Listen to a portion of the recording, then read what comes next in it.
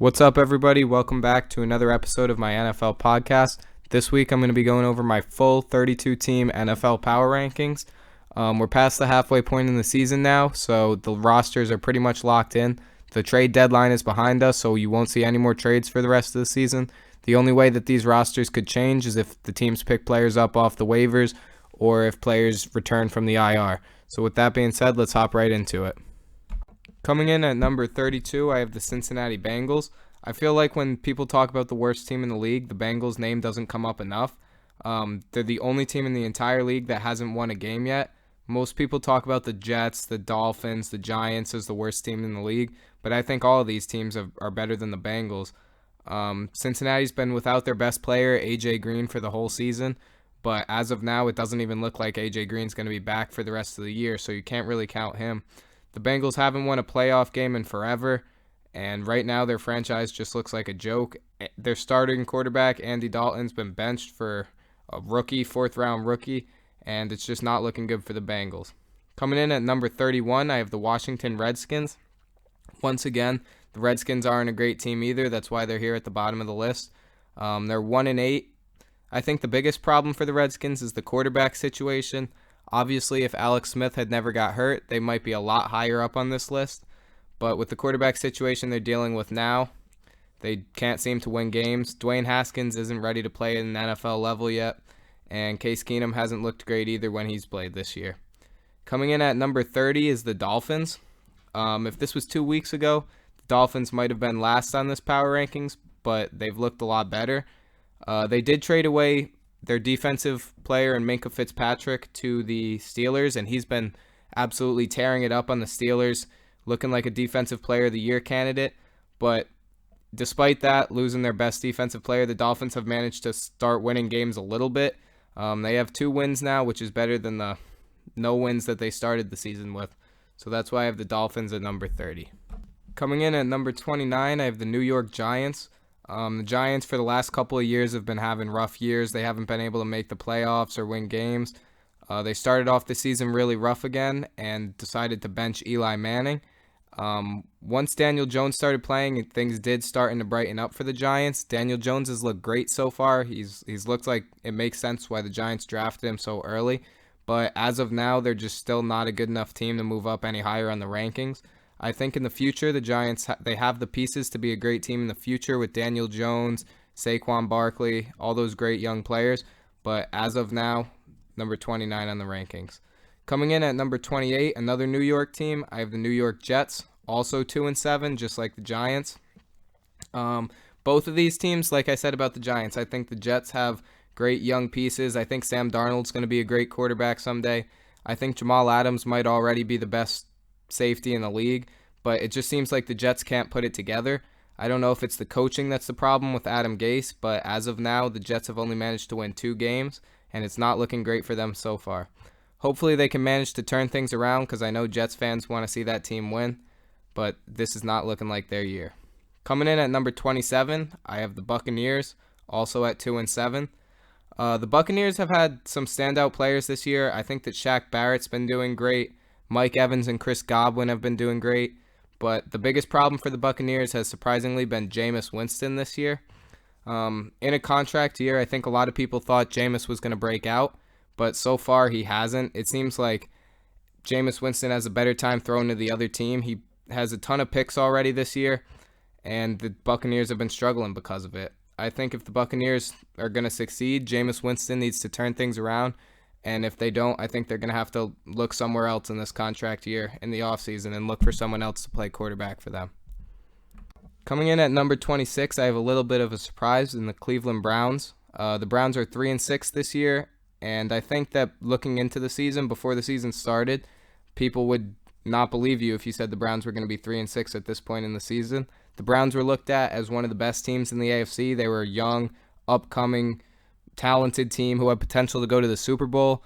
They went out in the off-season, spent money, and traded for a guy like Odell Beckham, who they thought could push them over the edge. And that's just not what we've seen so far this year.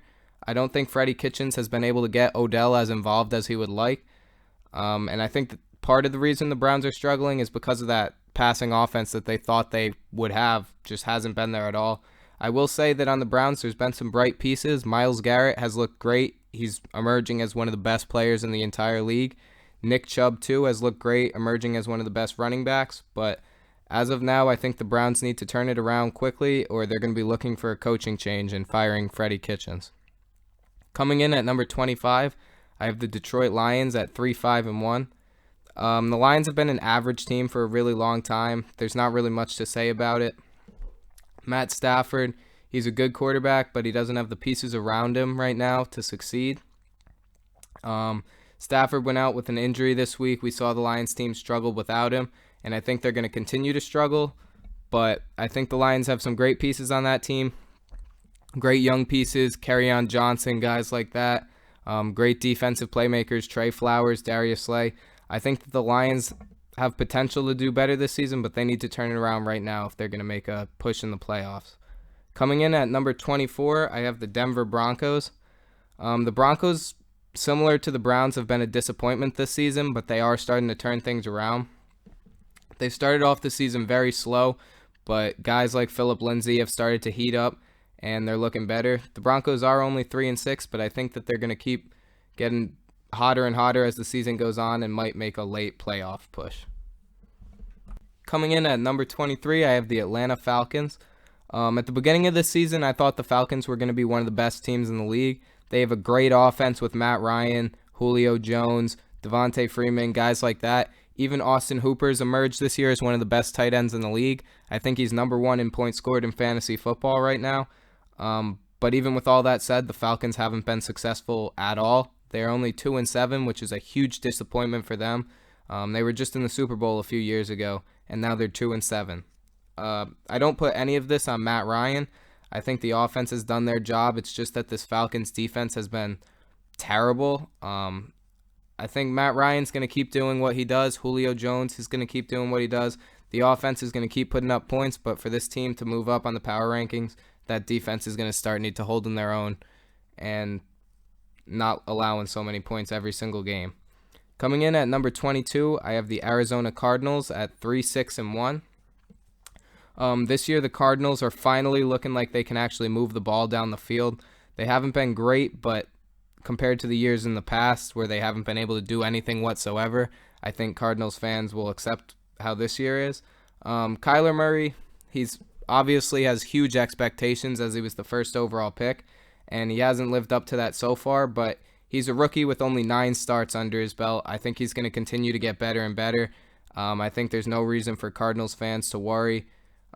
They have great leadership in that locker room with guys like Larry Fitzgerald. I think for the Cardinals, it's just a matter of time, and they're going to continue to get better and better. Coming in at number 21, I have the Chicago Bears. This is another team who, coming into the season, the Bears were seen as one of the best teams in the NFC. A lot of people thought that the Bears had the best defense in the league with guys like Eddie Jackson, Khalil Mack. And I think that they still do have a great defense, but the thing that's holding the Bears back this year is their terrible offense. Mitch Trubisky hasn't been able to do anything through the air this year, and that offense has just looked terrible. I think that the Bears still have great chance to make the playoffs. I think that they're heating up a little bit, and they need to get that offense, the running game, more involved. I think that the Bears, as long as they can continue doing what they're doing, as long as Mitch Trubisky can step up a little bit, and that running game can take the pressure off him through the air, then the Bears will be all right. But as of now, I can't put them any higher than 21. Coming in at number 20, I have the Titans at 5-5. The Titans are coming off a big win over the Chiefs this week. That was very unexpected with Patrick Mahomes coming back. The Titans' defense wasn't great against the Chiefs, but it is the Chiefs. They're going to put up points no matter who they play. And ever since Tannehill took over for the Titans, they've looked like a whole different team. Marcus Mariota, they decided wasn't for them at quarterback. They looked another way, and so far, Tannehill's been looking great out there. I think the Titans are going to make a playoff push if they keep Ryan Tannehill in there, and that's why I have them at number 20 on the power rankings right now. Coming in at number 19, I have the Jacksonville Jaguars with a record of 4-5. A lot of the struggles on the Jaguars is due to the Nick Foles injury. They spent a lot of money to secure Foles in the offseason for him to just get hurt in the first game of the season. but I think that Gardner Minshew did an okay job filling in and playing with what he had. He managed to bring the Jaguars to a 4-5 record, which isn't great, but for a backup quarterback, I mean, they'll take it. With Nick Foles coming back, I think the Jags potentially have a chance to make a good late run into the playoffs and have a good shot at doing some damage in there with that defense if they can make it. As of now, without Nick Foles, I can't put the Jaguars any higher, but I do think they have potential to jump up on this list when Foles is back. Coming in at 18, I have the Chargers with a record of 4-6. The Chargers have been a disappointment so far this year, but they've started to heat up lately. With the big win over the Packers, I think that was a pivotal moment for the Chargers this season. Melvin Gordon's back now from his holdout, so I think that's big for the Chargers too. It is late for them to start to heat up. They are only 4-6, but I think that team's going to be dangerous. They have so many weapons on offense like Hunter Henry, Phillip Rivers, Melvin Gordon, Keenan Allen, and so on, Mike Williams. I think that the Chargers have a chance to heat up, and I think they're a scary team if they can make it into the playoffs. Coming in at number 17 is the Pittsburgh Steelers. The Steelers a few weeks ago would be way down on this list, but they've seemed to just be getting better and better. With Mason Rudolph back at quarterback, they've been able to move the ball a lot better, and they've just looked like a whole different team than they did the first month of the season. I think that the Steelers are going to continue to get better and better. Guys like Juju are starting to get more acclimated with a new quarterback. James Conner's been doing great lately, and I think the Steelers, obviously they're struggling without Big Ben. They would love to have Big Ben, but with what they have and with Mason Rudolph in there, I think 5-4 is a good record for them, and they're right in the middle of the pack at number 17 on the power rankings. Coming in at number 16, I have the Carolina Panthers with a record of 5-4. I think that most of the Panthers' success this year has been due to Christian McCaffrey. I see McCaffrey as an MVP candidate, which is unusual for a running back in my opinion. McCaffrey's been having insane success, numbers we've never seen before out of both the backfield and when he lines up at receiver. I think that as long as, with Cam Newton out, I think the Panthers would struggle, but as long as Kyle Allen can keep getting the ball to McCaffrey, good things are going to happen. The Panthers defense has been holding its own. They have emerging players like Dante Jackson, I think is one of the better corners in the league. Luke Kuechly still in the middle. So I think the Panthers 5-4 record it's about right for them. They're a middle of the pack team, but if they keep giving the ball to their playmakers, I think they have a chance to move up on the list. At number 15, I have kind of a surprise, in my opinion, the Oakland Raiders. The Raiders obviously lost Antonio Brown before the season started, which was a big hit for them, but they seem to use that as motivation just to show that they don't need Antonio Brown, and they've been doing great so far. Josh Jacobs, the rookie running back, has been doing great for them. It makes sense why they spent a first-round pick on him now. Derek Carr's not a great quarterback, but other than that, the Raiders have been doing great so far. That defense is looking good, and I think that the Raiders they have a chip on their shoulder this year. They want to prove that they don't need Antonio Brown.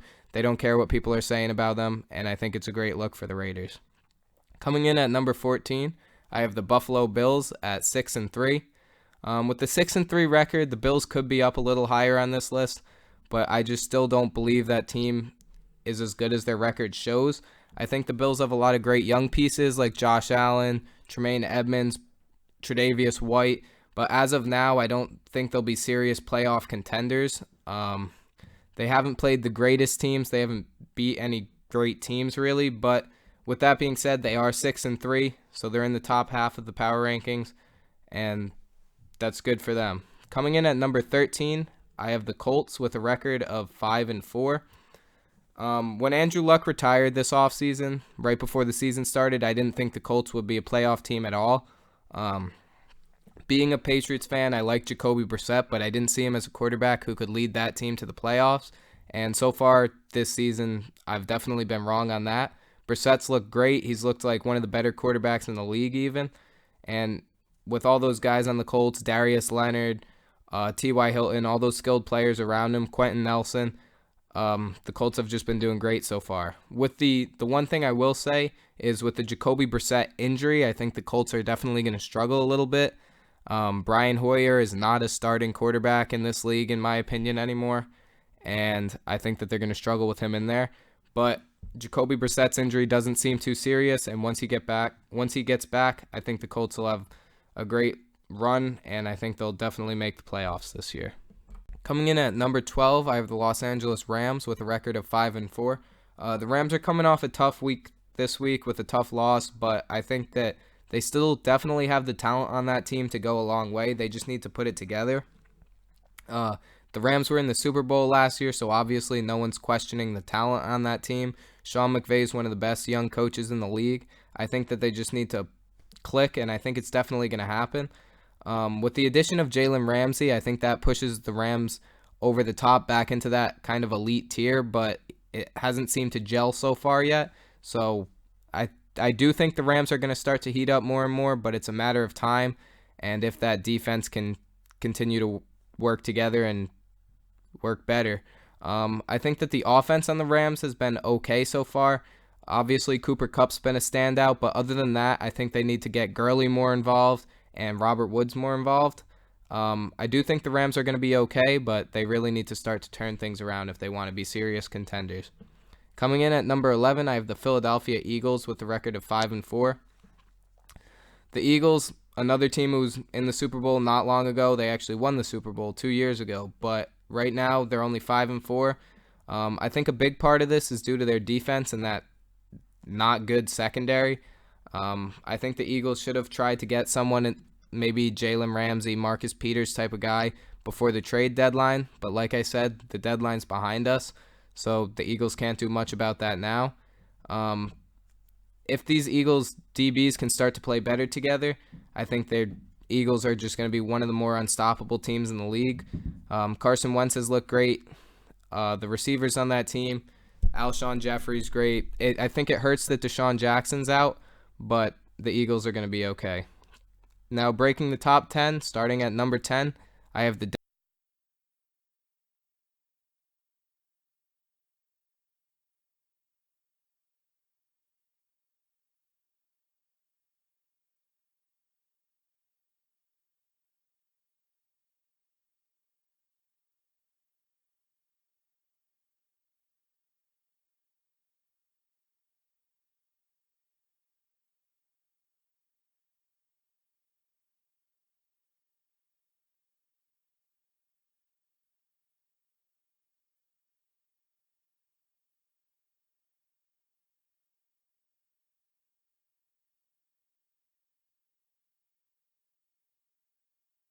Coming in at number 9, I have the Houston Texans. Deshaun Watson's been looking like an MVP so far this year. He's made some insane plays. He's got great stats, and he's leading the Texans to a winning record of 6-3. I think that the Texans obviously have great playmakers, guys like DeAndre Hopkins. Hopkins hasn't been having his best year so far this year, but that doesn't mean the talent's not there.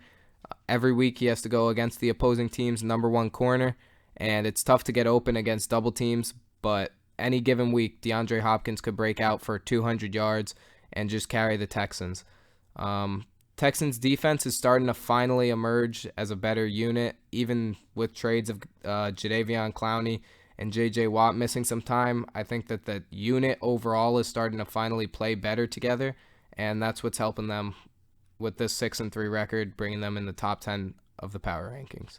Coming in at number 8, I have the Green Bay Packers at 8-2.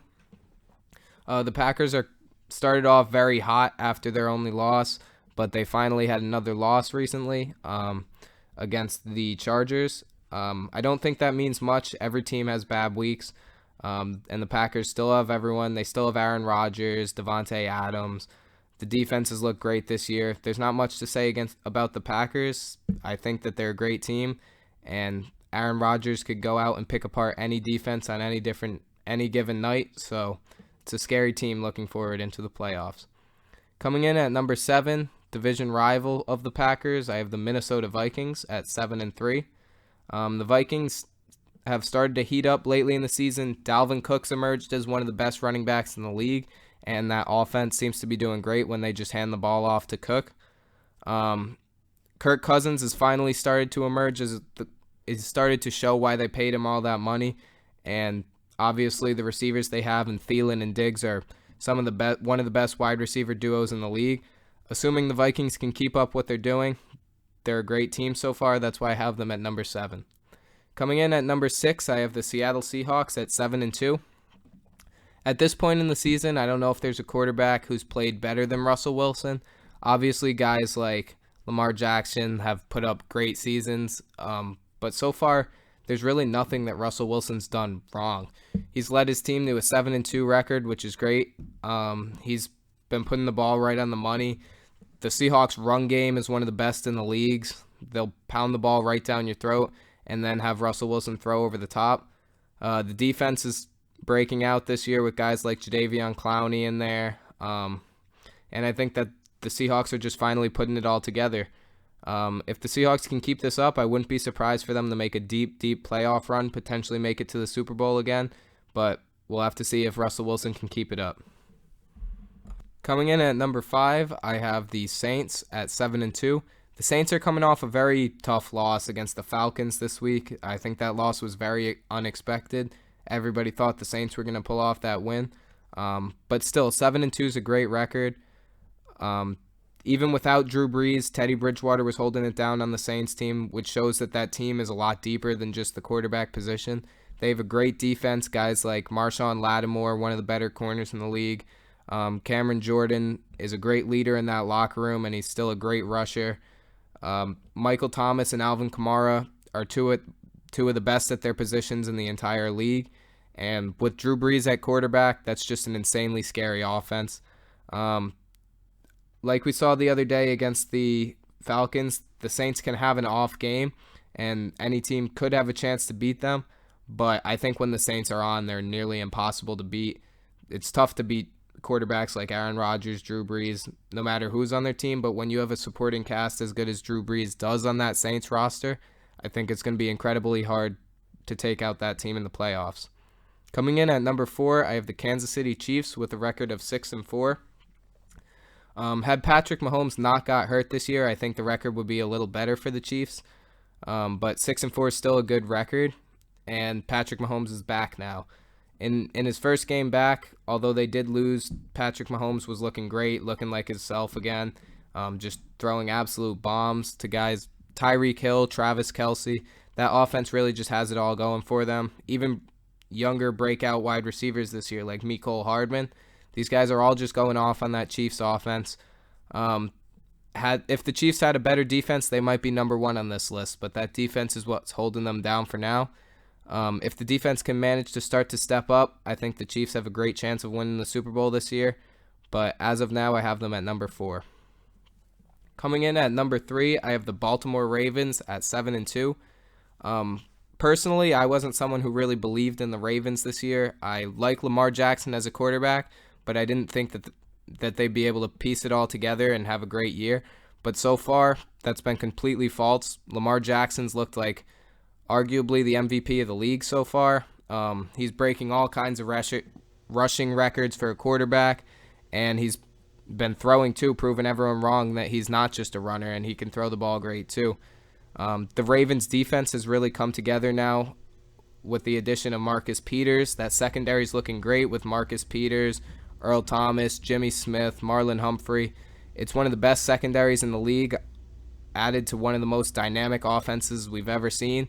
Lamar Jackson looks like a cheat code. There's nothing defenses can do to stop him out there. The Ravens had a big win over the Patriots, put an end to their undefeated season. But as of now, at 7-2, I still have them at number 3 with potential to move up. Coming in at number 2, I have the New England Patriots with a record of 8-1. The Ravens did beat the Patriots, but as of now, I still have the Patriots above them on the power rankings for multiple reasons. The Patriots weren't fully healthy in that loss to the Ravens. They have guys coming back off the IR soon. The receiving corps looked a little weak for the Patriots, but N'Keal Harry's going to be coming off the IR this week, the first-round rookie out of Arizona State. And I think N'Keal Harry's going to have a chance to do great things in that Patriots offense. He's a great, big, talented wide receiver, and I think Brady's going to try to get him involved right away. The weakest point for the Patriots, and we saw this in the Ravens game, has definitely been the offensive line so far, but that line is banged up. That's not the starting offensive line. Isaiah Wynn's going to be coming back soon. I think that's a huge piece for the Patriots offensive line, and they have Tom Brady. Tom Brady's always going to do great things in the playoffs. You can never count out the Patriots. And the biggest thing for them this year has been the defense. Everyone knows the Patriots are going to have a good offense when Tom Brady's behind them. But in years past, the defense has made it so they can't win the Super Bowl, or they don't make it to the Super Bowl, whatever it may be. This year, I don't think that's the case. I think the defense is the biggest strength of the Patriots team. The DBs have been great so far. The linebacking core is insane, with guys like Jamie Collins having a surprising re-breakout season, I guess. Kyle Van Noy's doing what he does every year, and Dante Hightower's still there. I think the Patriots have a great roster. They had a tough loss to the Ravens, but I wouldn't read too much into it. I think they'll be fine, and that's why I have them at number 2 on the power rankings. Coming in at number 1, I have the San Francisco 49ers.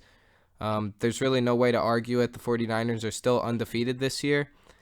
I will say this, the beginning half of the schedule for the 49ers was a lot easier than this upcoming half. So the 49ers are really going to be put to the test in this next half of the season. But as of now, there's no way you can put them below anyone with an undefeated record. Jimmy Garoppolo's looked great. George Kittle, we've known, has been great. And the defense has really been stepping up. Nick Bosa not only has been playing like a defensive rookie of the year, he's been playing like a defensive player of the year since he came back from injury for the 49ers. And they've just been tearing it up so far. I think the 49ers are very hot, and they're going to cool down. But as of now, I have them at number 1 on the power rankings. Okay, so that's all for today. Thank you so much for listening. Obviously, these power rankings are subject to change. A lot can happen in even 1 week, 1 game, even 1 play. A lot can happen. Players can get hurt, come back from the IR. There's a lot of different things that could go down. So these power rankings could definitely change. But as of week 10 of the NFL season, this is my power rankings. Thank you again for listening. I'll see you next time.